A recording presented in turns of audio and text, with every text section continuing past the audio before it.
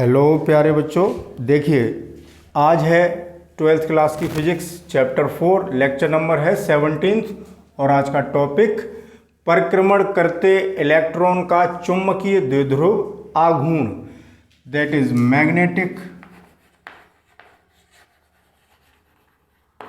Movement या dipole movement या केवल मैग्नेटिक मूवमेंट भी लिख सकते हैं। मूवमेंट ऑफ ऑर्बिटिंग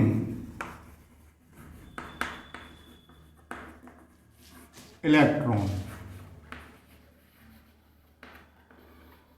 तो आज इस टॉपिक को पढ़ेंगे।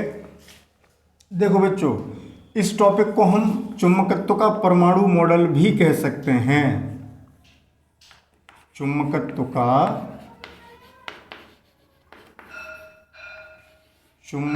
का परमाणु मॉडल,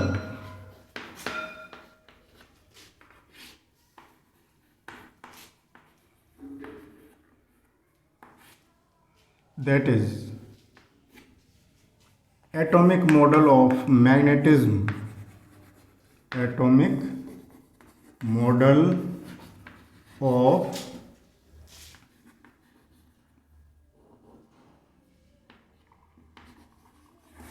मैग्नेटिज्म। ठीक, तो आज इसको समझते हैं। देखिए अब स्टार्ट करते हैं। बच्चों आपने देखा होगा कि पढ़ा होगा, पीछे आपने पढ़ा है कि प्रत्येक पदार्थ अणुओं से मिलकर बना है और अणु परमाणु से मिलकर बने हैं, और प्रत्येक परमाणु की एक स्ट्रक्चर है जिसमें एक नाभिक होता है, धनावेशित नाभिक,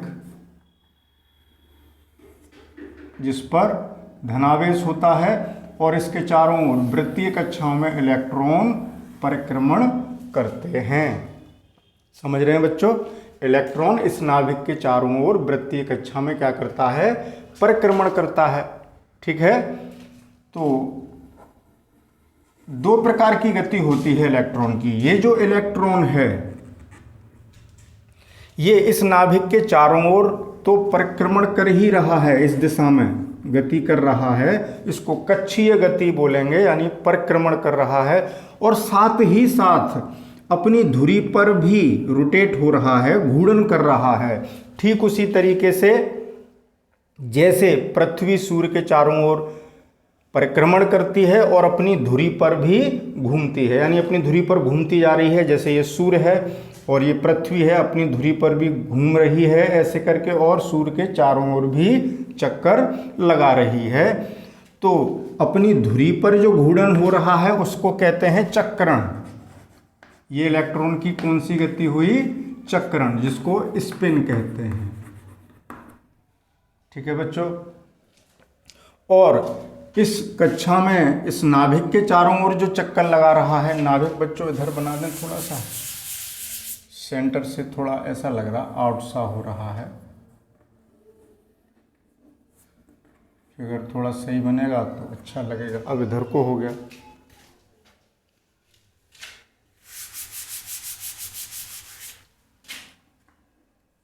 चलो छोटा सा नाभिक बना देते हैं तो कोई दिक्कत नहीं रहेगी। ये नाभिक है बच्चों,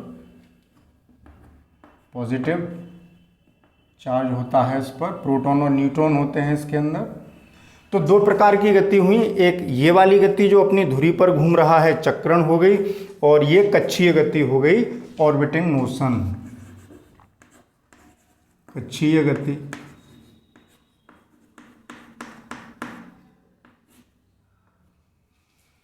यानी ऑर्बिटल मोशन।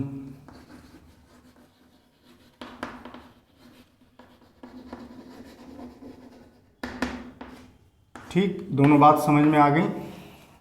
तो देखें, कक्षीय गति करता हुआ इलेक्ट्रॉन एक धारावाही लूप के समतुल्य हो जाता है, क्योंकि जब आवेश बह रहा है तो हम कहेंगे वहां विद्युत धारा बह रही है।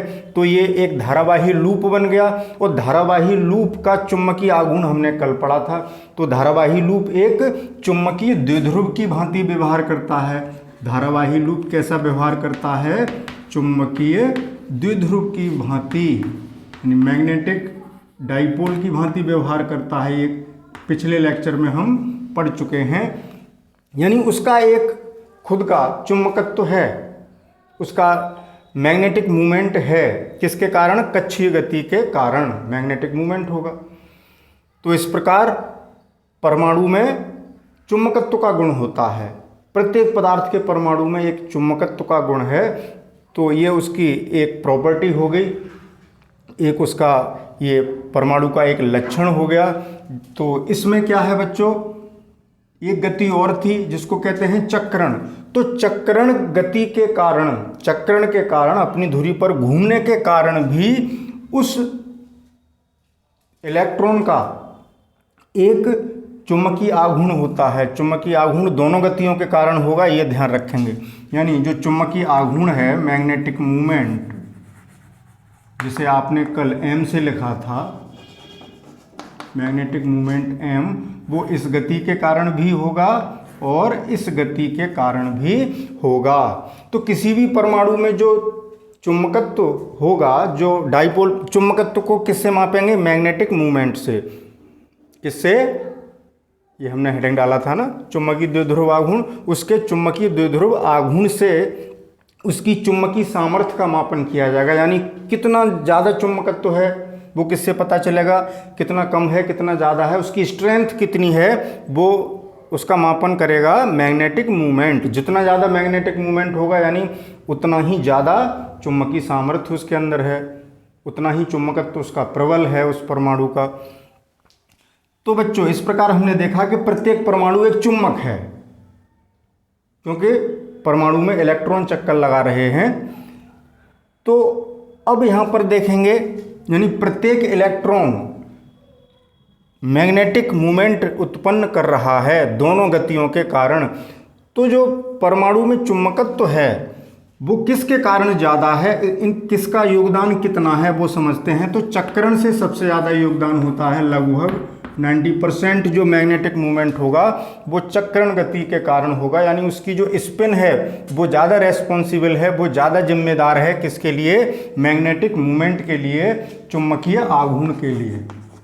एक दो में हिंदी में भी भाई, किसके लिए? चुंबकीय आघूर्ण के लिए।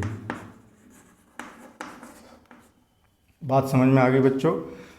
तो चक्रण का कंट्रीब्यूशन, चक्रण का योगदान सबसे ज़्यादा है। बाकी का किसका है फिर? 10% कक्षीय गति के कारण है। तो इन दोनों से कितना मैग्नेटिक मूवमेंट उत्पन्न होगा, अब इसकी चर्चा करते हैं। मान लीजिए ये इलेक्ट्रॉन जिस कक्षा में गति कर रहा है उसकी त्रिज्या कितनी है? r है। और इस इलेक्ट्रॉन का जो वेग है,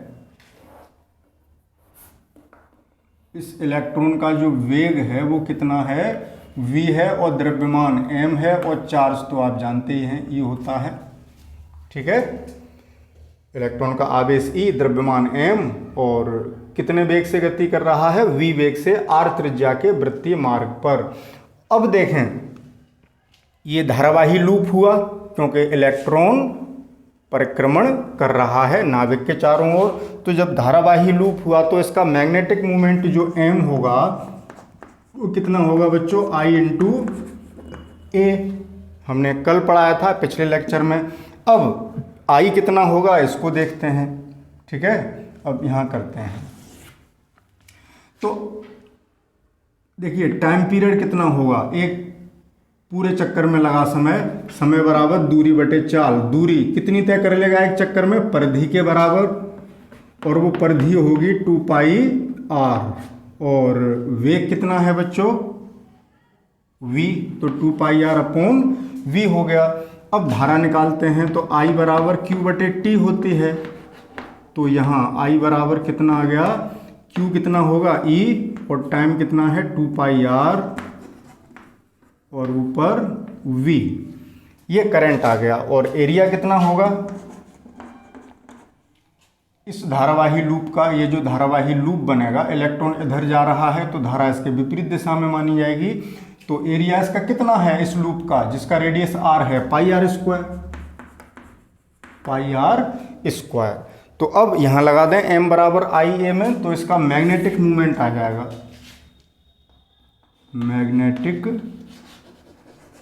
मूवमेंट m बराबर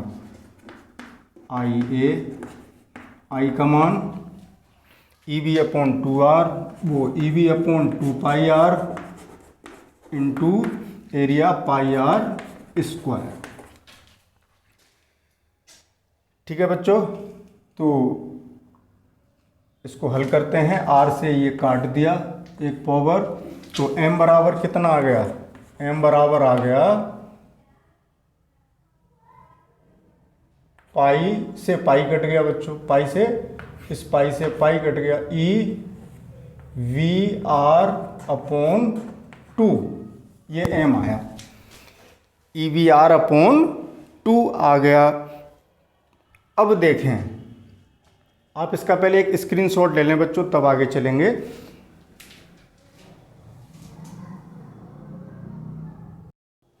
तो बच्चों अब आगे चलते हैं। तो देखिए, हमने ये मैग्नेटिक मोमेंट निकाला m बराबर EVR अपॉन 2।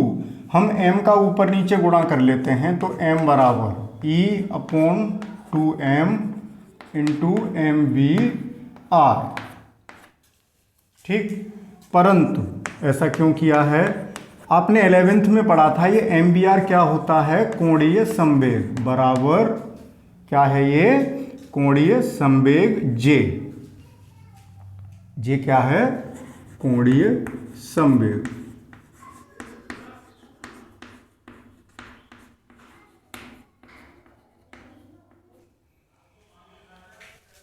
तो देखें, इसको J लिख सकते हैं, तो m बराबर कितना आ गया, E upon 2m J।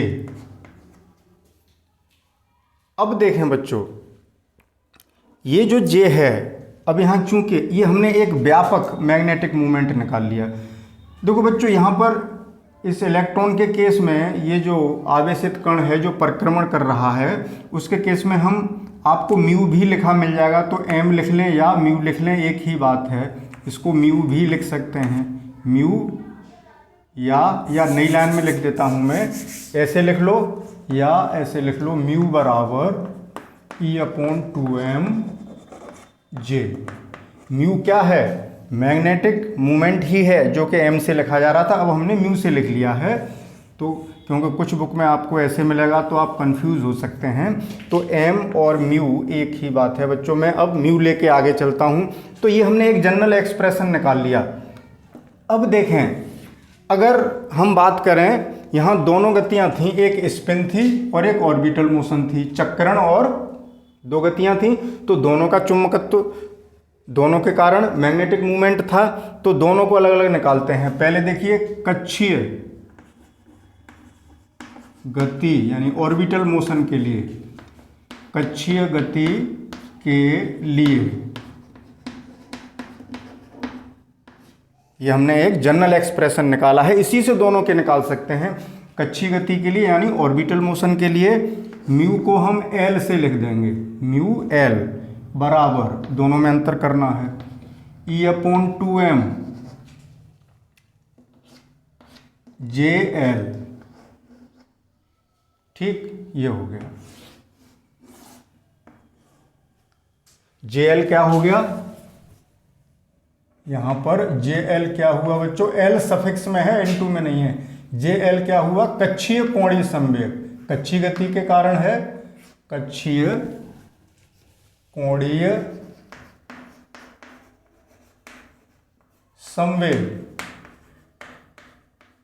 That is orbital angular momentum, orbital angular momentum.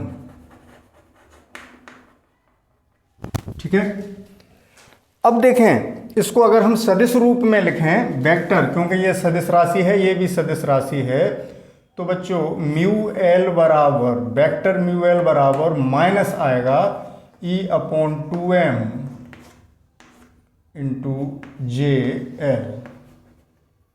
ये बात आपको ध्यान रखनी है। ठीक है, ये बात आप ध्यान रखेंगे। तो देखें, ये कक्षीय कोणीय संवेग हो गया, JL, और ये कच्छी गति के कारण मैग्नेटिक मूवमेंट, चुंबकीय आघूर्ण हो गया, μL का मान इतना होगा। देखो बच्चों, यहाँ इलेक्ट्रॉन है इसलिए यहाँ माइनस का चिन्ह क्या बता रहा है कि कोणीय संवेग की दिशा और चुंबकीय आघूर्ण की दिशा परस्पर विपरीत होंगी, इसलिए कैसा चिन्ह आया है, माइनस। और ये किस वजह से है, इलेक्ट्रॉन के ऋणावेश की वजह से। अगर यहाँ पर धनावेश गति कर रहा होता तो μL बराबर ये माइनस का साइन नहीं आता, तो μL की दिशा और JL की दिशा एक ही होती। इस बात का आप विशेष रूप से ध्यान रखेंगे, ठीक है। फॉर पॉजिटिव चार्ज दोनों सेम होंगे। तो अब देखें, अब किसकी बात करते हैं, जैसे हमने μL लिख लिया, ये कक्षीय गति के लिए हो गया, वैसे ही स्पिन मोशन के कारण यानी चक्रण के कारण क्या होगा वो मैं आगे लिख देता हूं यहां पर। चक्रण जो होगा, चक्रण समझ रहे हैं, अपनी अक्ष पर जो इलेक्ट्रॉन घूम रहा है, तो स्पिन से होगा तो वहाँ स्पिन के लिए S यूज कर लेंगे। तो इसी इक्वेशन से म्यू हमारा हो जाएगा μS बराबर E/2m, और J की जगह क्या हो जाएगा, JS। क्लियर। यहाँ JS क्या हो गया, चक्रण कोणीय संवेग। JS यहाँ क्या था, कक्षीय कोणीय संवेग, और JS क्या हो गया, चक्रण कोणीय संवेग।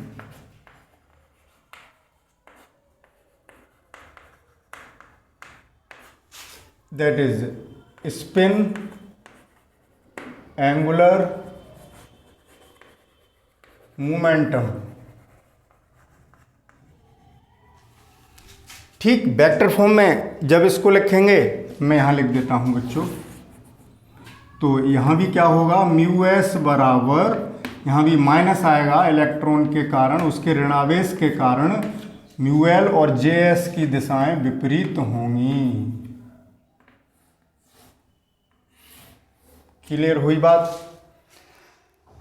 तो देखें, μL और μS यानी स्पिन के कारण मैग्नेटिक मूवमेंट, चुंबकीय आघूर्ण, और कक्षीय गति के कारण चुंबकीय आघूर्ण, इन दोनों का सदिश योग ही उस इलेक्ट्रॉन के कारण जो नेट मैग्नेटिक मूवमेंट है वो बताएगा, क्योंकि दोनों वेक्टर क्वांटिटीज हैं। उस इलेक्ट्रॉन का जो नेट मैग्नेटिक मूवमेंट है वो कितना है, यानी उस एटम पर कितना मैग्नेटिक मूवमेंट रहा, ये वेक्टर सम से हमें पता, सदिश योग से पता लग जाएगा। तो बच्चों इसका स्क्रीनशॉट लें, फिर आगे चलते हैं। तो अब ये टर्म आपको ध्यान रखने हैं। अब मैं एक नया पॉइंट आपको बताऊंगा, ये सब आपने नोट कर लिया है। देखिए, ये सब हटा देते हैं बच्चों, एक सेकंड, बोर्ड थोड़ा ढंग से साफ कर लिया जाए तो ज़्यादा बेटर है। यहाँ आपको एक मैं नई बात बताने जा रहा हूँ, इसे भी हटा दूँ, केवल इससे काम चलाएंगे, तो बाकी की चीज़ें हम हटा देते हैं। चलो ये लिखा रहने दो, कोई फ़र्क नहीं। तो देखें, अभी हमने बात की μL बराबर इतना होता है। अब देखें बच्चों, बोहर के परमाणु मॉडल के अनुसार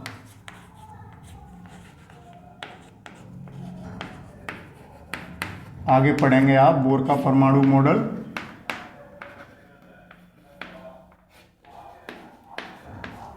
बोहर के परमाणु मॉडल के अनुसार ये जो कोणीय संवेग है वो बच्चों h/2π का पूर्ण गुणज होता है। h/2π का क्या होगा, पूर्ण गुणज, मल्टीपल इंटीजर, पूर्ण गुणज होगा। ये बात आपको ध्यान रखनी है, पूर्ण गुणज होगा, यानी इसमें n का मल्टीप्लाई करें, h/2π का पूर्ण गुणज हो गया कौन, कक्षीय कोणीय संवेग JL। तो JL बराबर इतना हुआ। ये कहाँ से आया है, बोहर के परमाणु मॉडल से, जहाँ n बराबर कितना है, 1 2 3 4 एंड सो ऑन। ठीक है बच्चों, n का मान इतना है। ये कहाँ से आया है? बोहर के परमाणु मॉडल से।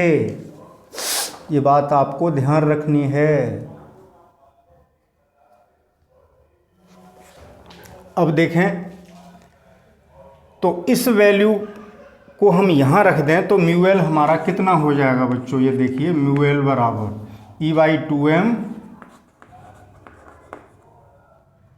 E/2m और जे एल के स्थान पर NH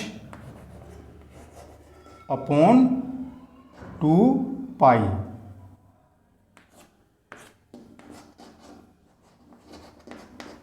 ठीक है, तो अब यहां पर देखें म्यू एल का न्यूनतम मान कितना होगा, क्योंकि एन पे डिपेंड कर रहा है। ये तो सब कांस्टेंट है। हाँ, एक बात और बताना भूल गए, यहाँ जो एच है बच्चों, मैं यहाँ लिख दूँ, ये एच क्या है ये आपको पता होना चाहिए। एच है क्या? चलो यहाँ लिख देता हूँ। एच है प्लांक नियतांक। प्लैंक्स कांस्टेंट होता है प्लांक नियतांक।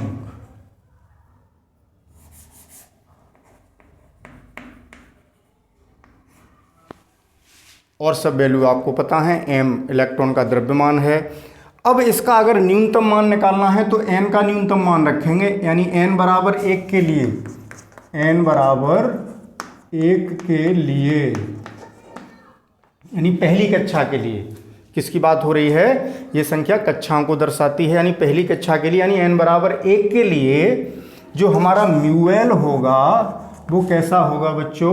न्यूनतम। कैसा होगा? न्यूनतम होगा, कम से कम होगा। तो इस न्यूनतम वैल्यू को हम म्यू बी से लिख देते हैं। किससे लिखेंगे? अब मैं ये हटा दूं, ये तो आपको समझाना था, यहाँ से दिखाना था। तो अब यहाँ देखिए,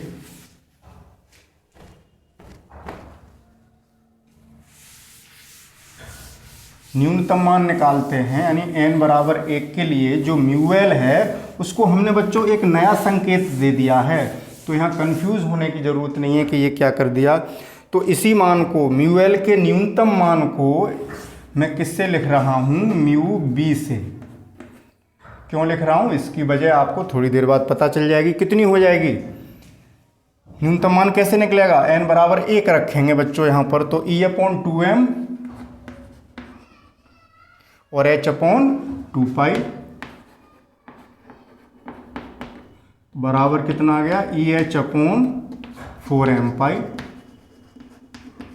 ठीक है, EH/4m पाई आ जाएगा बच्चों। अब वैल्यू रखते हैं सबकी, E के मान की और H के मान की। तो देखिए वैल्यू निकालते हैं। E है इलेक्ट्रॉन का आवेश, तो इलेक्ट्रॉन का आवेश होगा 1.6 गुणा 10 की घात -19, 1.6 इंटू 10⁻19 इंटू H की वैल्यू 6.6 इंटू 10⁻34 अपॉन 4, और इलेक्ट्रॉन का जो मास है वो 9.1 या 9 लिख देता हूँ इंटू 10⁻31, और पाई का मान 3.14। ठीक है बच्चों, तो ये मैंने सब वैल्यूज लिख दी हैं। तो ये हल करके आ जाएगा 9.27 गुणा 10 की घात -24। क्या आ जाएगा? 9.27 गुणा 10 की घात -24। चलो इलेक्ट्रॉन का द्रव्यमान भी 9.1 ही रख लो, जब हमें वैल्यू पता है सही तो सही वैल्यू ही रखते हैं। तो इन वैल्यूज़ को रख के आप कैलकुलेट करके देखना, इतना आ जाएगा बच्चों। इसका स्क्रीनशॉट लें। इसका मात्रक और लिख देता हूं बच्चों, एम्पियर मीटर स्क्वायर आ जाएगा। क्या आ जाएगा? Ampere meter square. क्योंकि क्या निकला है ये? चुंबकीय आघूर्ण। चुंबकीय आघूर्ण का मात्रक आप जानते ही हैं, जैसे m बराबर IA होता है, तो देखिए I का मात्रक एम्पियर धारा का और एरिया का मात्रक मीटर स्क्वायर, तो कोई बड़ी बात नहीं है। तो इस वैल्यू को, इसी को हम म्यू बी को, यानी इस मान को हम कह देते हैं बच्चों बोर मैग्नेटोन। अब मैं देख लूँ बच्चों, बोर मैग्नेटोन कहते हैं। यहाँ तक बोर्ड डिस्प्ले पर आ रहा है कि नहीं ये देखना पड़ेगा। आ जाएगा, दिख जाएगा। मैं यहीं लिख देता हूँ, इस लाइन को ऊपर कर देता हूँ थोड़ा, ये वैल्यू आ गई। तो इसको क्या कहते हैं, बोर मैग्नेटोन।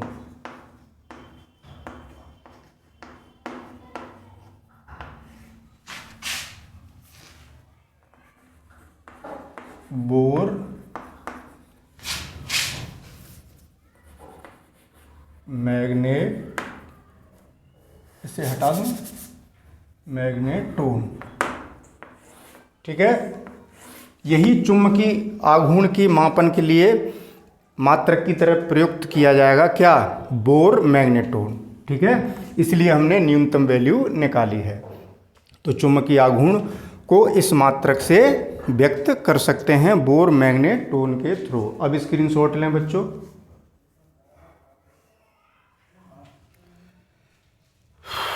इस पर 2 मात्रा भी चढ़ा सकते हो, लिखने का तरीका है। मैग्नेटोन मैंने ऐसे लिख दिया, यहाँ खाली चंद्रबिंदी भी लगा सकते हो, ऐसे भी लिख सकते हो मैग्नेटोन। ठीक है, बोर मैग्नेटोन। तो बच्चों इसका स्क्रीनशॉट लें जल्दी से। तो बच्चों आज के लेक्चर में केवल इसी टॉपिक की चर्चा रहेगी। तो आज हमने क्या सीखा कि परिक्रमण करता हुआ इलेक्ट्रॉन कितना मैग्नेटिक मूवमेंट उत्पन्न करता है।